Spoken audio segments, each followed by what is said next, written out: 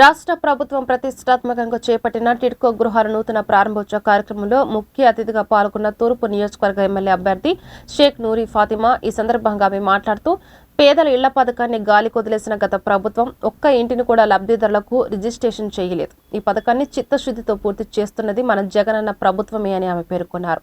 ఈ పథకం ద్వారా సుమారు 21,000 కోట్ల మేర లబ్ధిదారులకు మేలు చేస్తున్నామని ప్రజలకు వివరించారు. ఈ సంక్రాంతికి పేద ప్రజలకు పండుగ ముందే జగనన్న ఇంటి కానుకను అందించారని ఆమె పేర్కొన్నారు.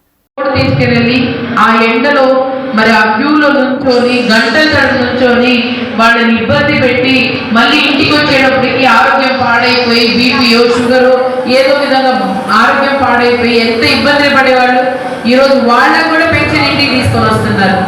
అలాగే మీరు చూసుకుంటే మంచం బాధపడి వాళ్ళని కూడా పెన్షన్ వాళ్ళు ఎక్కడున్నారో అక్కడ తీసుకొని వస్తున్నారు. హాస్పిటల్ ఉంటే హాస్పిటల్కి వెళ్ళి ఇచ్చి వస్తున్నారు.